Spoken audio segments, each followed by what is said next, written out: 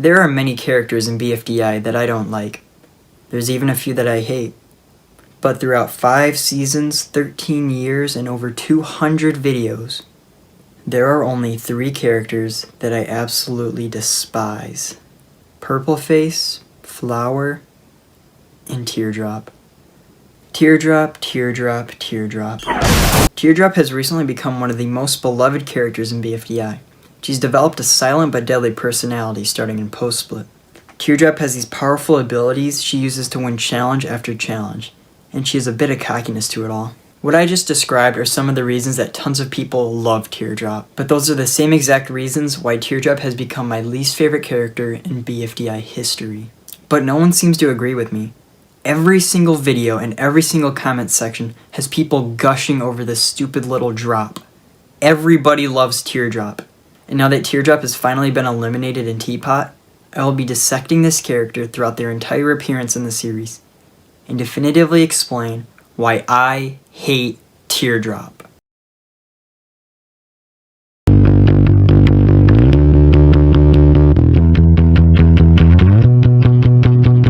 Hey, what is going on, guys? Where's Trends here? I don't think there's a single person who has Teardrop as their favorite from this season, and that's because of how much of a nothing character she is. Her gimmick is that she doesn't talk, and because of that she rarely ever interacts with another character. She barely even does anything for that matter. I could count the amount of interesting things she does on 2 hands. It's 0 things. I know all you Teardrop stans are gonna disagree with me, but the thing is, I don't even hate Teardrop in this season. I didn't even start hating Teardrop until post-split. I am completely unbiased towards Teardrop in this season. Don't believe me? Go rewatch season 1 and keep an eye on Teardrop. She doesn't do anything to stand out. She's not unique, she's not entertaining. Her not being able to speak isn't a character trait. That is her character. And that brings us to her timely elimination. This moment right here would set off a chain of events that would result in one of the most overrated characters in Webtoon history. Just not for a while. But the thing is, everyone says this elimination is unfair. For those who don't remember, in this particular elimination, the most voted contestant wouldn't be immediately eliminated. What happens instead is the bottom 2 are voted on by another team, one contestant joining said team, and the other being eliminated. The reason people think this is unfair is because Teardrop got 5 votes from viewers, while Snowball got a whopping 18. And furthermore, Match and Bubble voted to keep Teardrop, while Pencil sides with Pen and Eraser. I guess people think she'd always side with her alliance. I'll admit, this elimination feels pretty unfair. The voting wasn't close at all, so keeping Snowball is a bad decision, right? Well, no. Hell no. Do you want to know the reason why Carrie and Michael kept Snowball over Teardrop? It's because Snowball is an actual character. He's interesting, he has conflict, he has friends, and he has enemies. Teardrop doesn't have any of that. In fact, I'd argue that Snowball is one of the more interesting characters of this season. So why would Carrie and Michael ever choose to eliminate Snowball when Teardrop offers nothing? I already know that every Teardrop stan is crying and pissing right now, but we've only just begun.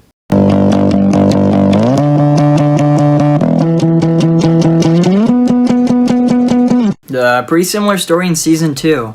There was some potential for her to be interesting though.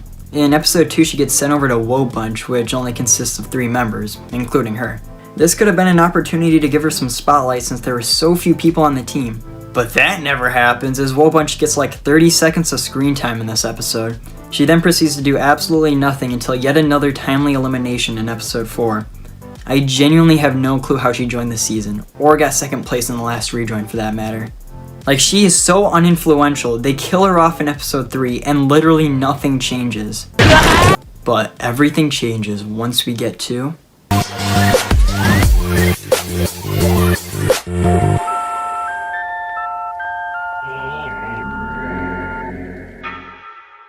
Kinda. I mean, Teardrop is definitely a better character here, but she still doesn't do that much. Her main character trait this time is that she's misunderstood by everyone. That, and she's pretty aggressive. Ooh, feisty little thing. But yeah, that's all I have to say about her in this season. She's fine. Not very likable, not very unlikable either. Wow, 3.5 seasons in and I still don't have any true hatred towards Teardrop. But everything changes once we get to...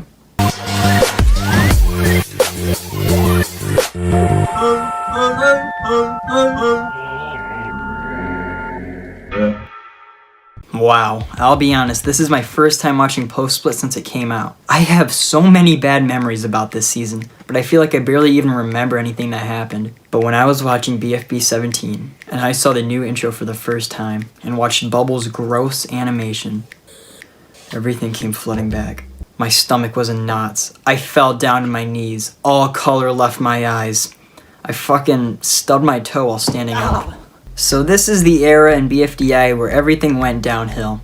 Oh, I'm not even talking about Teardrop anymore. Post-Split just sucks. Yeah, I know that a lot of other BFDI YouTubers like to sugarcoat it by saying, I enjoyed Post-Split a lot. I just feel like it was lacking in a few What the fuck? I enjoyed Post-Split a lot. I just feel like it was lacking in a few places. And I'm here to tell you that those guys are little whiny crybabies who are scared of hurting Carrie's feelings. Fuck. Post-Split is truly terrible. For me, one of the worst aspects of it has got to be the characters. I could have forgiven the terrible animation, writing, and story decisions if the characters were just good. Okay, maybe not forgiven, but it would have made it better. This brings us back around to Teardrop. You know, that's what the video's about. I'll admit, I'm frustrated. I just spent the last 2 days overanalyzing, and I mean overanalyzing, Teardrop and Post-Split. And when I finished that portion of the script, I looked back and realized, Teardrop isn't even that bad in Post-Split. Yeah, I know, I was shocked too. However, this is where Teardrop begins to develop the character traits that would later make me hate her. So let's go on to that. As the episodes go on, Teardrop is seen doing more and more powerful things. We're not quite at laser fingers yet, but we'll get there when we get there. It starts out in BFB 18 when she shows her first signs of strength and cockiness. The first remnant of Teardrop's extreme brain power is seen in BFB 23. BFB 23 is already a terrible episode on its own. In case I need to jog anyone's memory, this is the episode Purple Face was introduced. And Boy in a Band. I was never taught what laws there are. I was never taught what laws there are. But now I can add another item to that list because Teardrop conjures up a complex solution to complete the challenge 10 seconds after it's announced. This is followed up in BFB 25 where Teardrop somehow has the capabilities to detect the spiritual essence of objects. Moreover, in episode 26, Teardrop is able to walk up walls. This isn't some bit, no one else is able to do this, only her.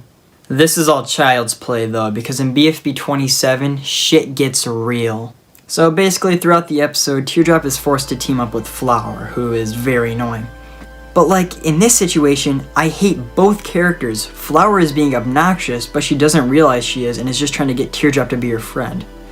But Teardrop keeps being a dick. Wow, my choices are a massive asshole or an actual child. I love existing. I'm gonna try to not go too far off on a tangent, but this episode seems like it was made to get Flower more fans. It's no secret that Jack and Jellyfy heavily favored Flower to win this season.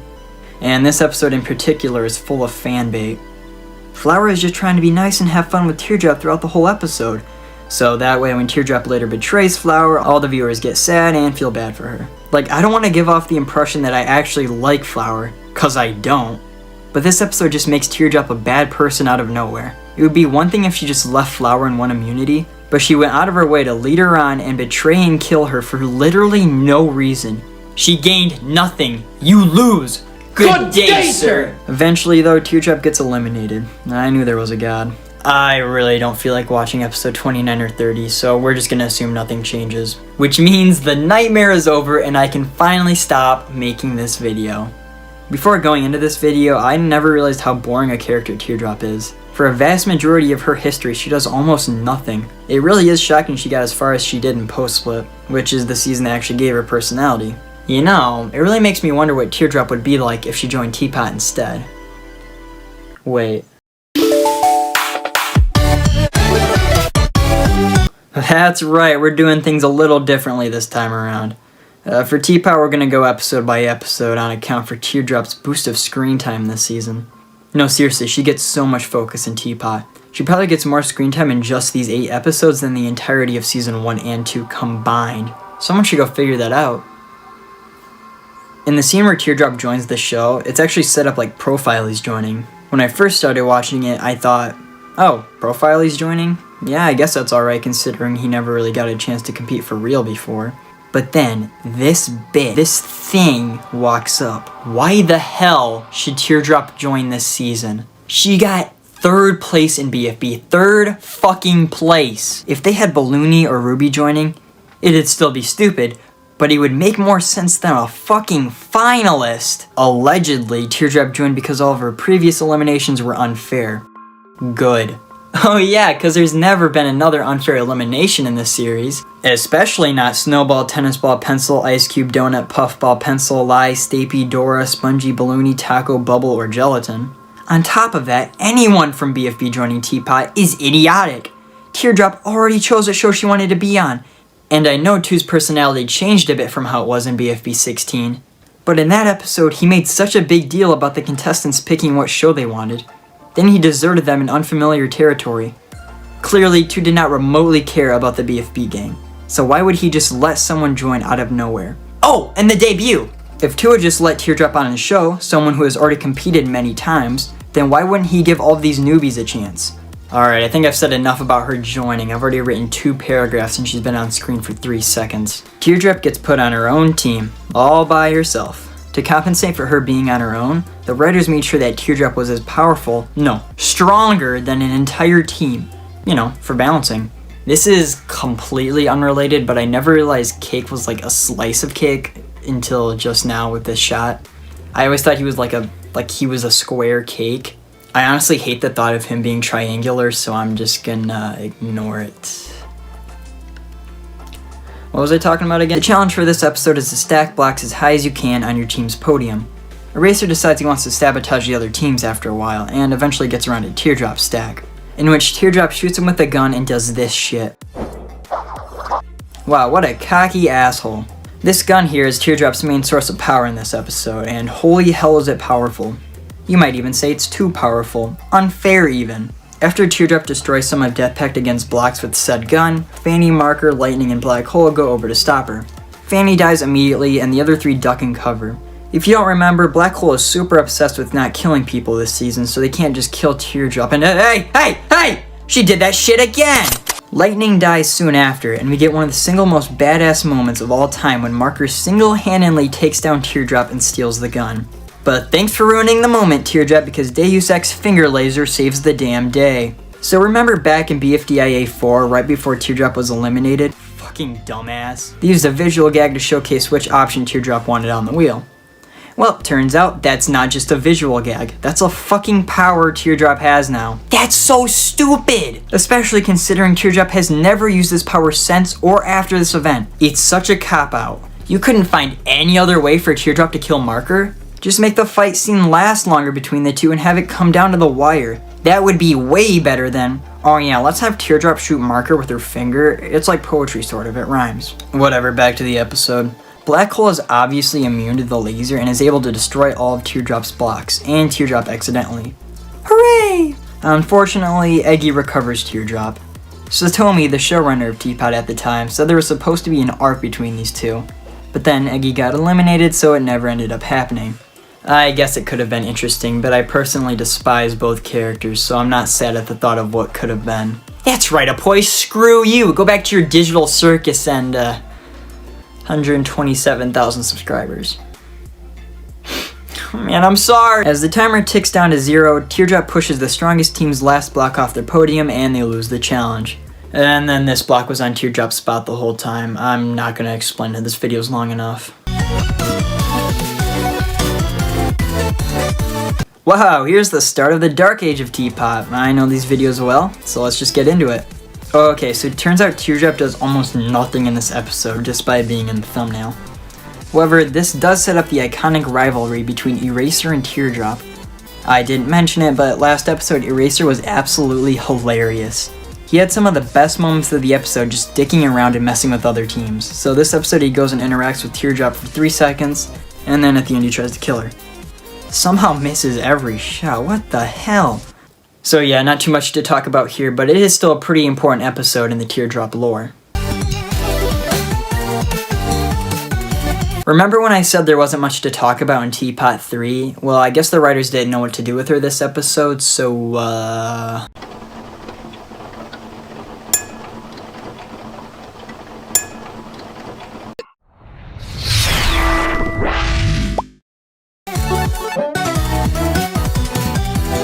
This episode marks the second outrageous ability of Teardrop.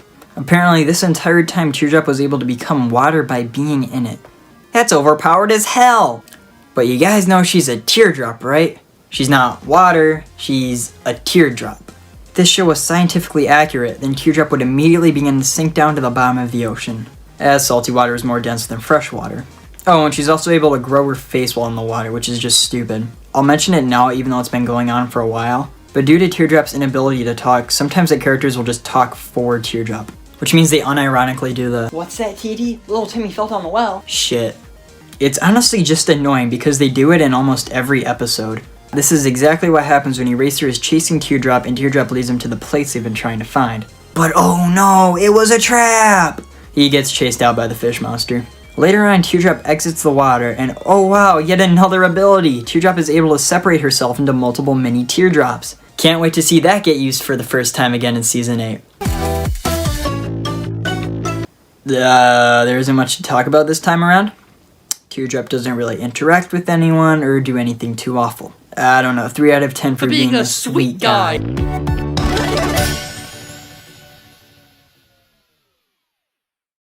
Teapot 7 is one of my favorite episodes in all of BFDI. It did so much right and fixed so many problems from the previous 4 episodes. One thing I don't like about this episode is what they do with Teardrop. Teardrop is given yet another overpowered ability to murder Eraser with. And I know that Eraser is the one that started this rivalry, but he's been beaten at every single turn by Teardrop to this point, where I really just want to see him win for once. Eraser has become one of my favorites in Teapot, and a part of that is how funny he is. Like in this episode specifically, he's a fucking dick and it's hilarious. I've come to really like his character, so it makes me mad that he keeps getting repeatedly beaten by Teardrop every episode. And like, Teardrop gets cocky about it too. I wish the rivalry between these two was a little less one-sided, if you know what I mean. Like, just have Eraser get a win every once in a while. I feel like that's not too much to ask. But no! Teardrop has to keep getting ability after ability for maximum power level. It's important to mention that Teardrop is given quite possibly the most difficult task out of the teams, that being fixing the entire Goiki Canal. Yet, because of her extreme powers, she's able to do it very easily,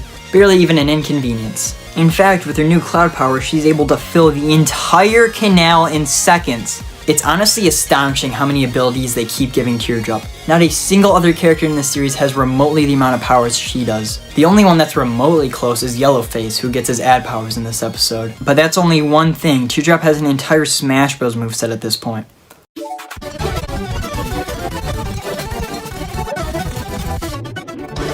This episode we learn that Teardrop is able to make Barf Bag stronger when in the bag. Let that sink in. Teardrop's soul trait is that she's strong now. Apparently so strong, it makes Barf Bag stronger by proxy, and gives her the ability to throw Pin at Mach speed around the entire fucking planet. What the hell? Tennis Ball and some other characters even directly call out how powerful she is. Snowball, she has all these outrageous abilities. This might be our only chance to defeat her. Pretty much everyone agrees that Teardrop must be stopped. So when Teardrop leaves Barf Bag and is weakened by the vomit, it should be a no-brainer to just knock her off, right? Right? Apparently not, because Snowball of all people protects her. 2 even says that if Teardrop is knocked off, she'll be immediately eliminated. If you had the opportunity to immediately eliminate the strongest player in the game, why would you not take that? Near the end of the episode, it's down to just Eraser and Teardrop. Eraser has the ability to push his greatest enemy off the beam and eliminate her. There is absolutely nothing stopping him. But what does he do instead? He helps her. I'll admit, I actually kind of like this moment. It shows that Eraser isn't such a bad guy after all. It really adds some depth to his character that I think— No! What? Teardrop is just straight up a bad person now. You could argue that everything up to this point was warranted because of how Eraser treated Teardrop, but there is absolutely no reason to do this. Eraser literally just saw the error of his ways and then Teardrop just tossed him off. It is BFB 27 all over again. I don't understand why they had to make her so powerful. It's genuinely unfair. This would be like if John Wick, like actual John Wick, joined Survivor. He wins every challenge, avoids every elimination. He never even gets a chance to be eliminated, and he wins the season. Because obviously he would. It's fucking John Wick. He would be unstoppable against a bunch of average Joes. It's the exact same thing here. They made Teardrop so powerful that when they actually wanted to eliminate her, it had to be from no fault of her own.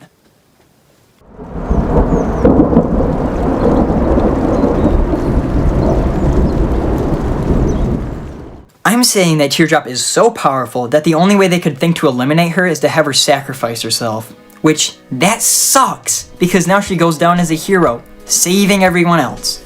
Remember all that unfairness? Remember all the bad things she did? Just sweep it under the rug, she's a hero now. You ever realize that she had no choice to die in this episode? It was either die and save everyone from the infection, or every living thing on the planet dies, including Teardrop. Not really much of a hero moment when it's such an extreme win-lose situation. It's the same deal as when Flower saved BFB from cancellation. Like, she didn't really have much of a choice, did she? I'll admit though, I did not expect the writers to have the balls to eliminate her. I always thought that if she was up for elimination, she would just act like she's on the other team. Like when Just Not loses, she'd be put up for voting beside them, and the least voted out of all 6 would be out. So, was I glad Teardrop got eliminated?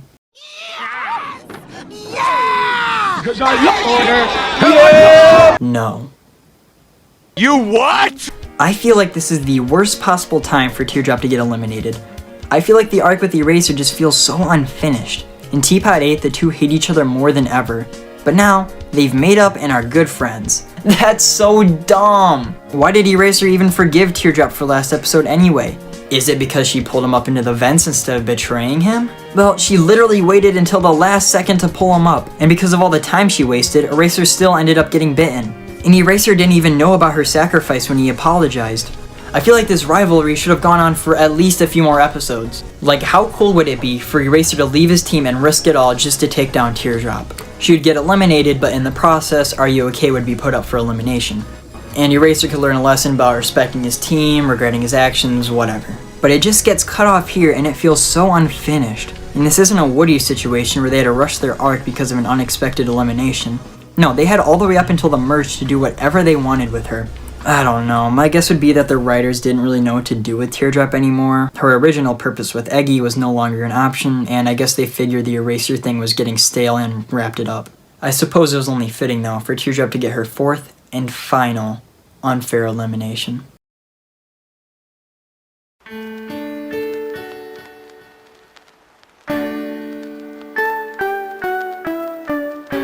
Wow, what a video. Teardrop sure is a wacky character, isn't she? Well, with that said, I don't think I'll be making another one of these character analysis videos again. If I ever do, it'd be about Flower, but I'm not doing that. And I know a lot of you have been asking me to review BFDIA 7 and 8 and Teapot 8 and 9 in their own video, but I think I've got something else planned. Why review one episode in a single video when you could review every episode in a single video? That's right, I plan on making one massive video reviewing and ranking every single episode, short, and song in BFDI history. And on top of that, analyzing every single character. Don't expect this thing to come out soon though, I haven't even started working on it. And I don't even think I'm ready to work on such a video yet. See, when I do this thing, I want it to be perfect, my magnum opus. And then when I'm done, it'll be so good, so amazing, Carrie will have to comment on it. You'll have no choice. And then I can finally get my revenge! What do you mean I'm canceled?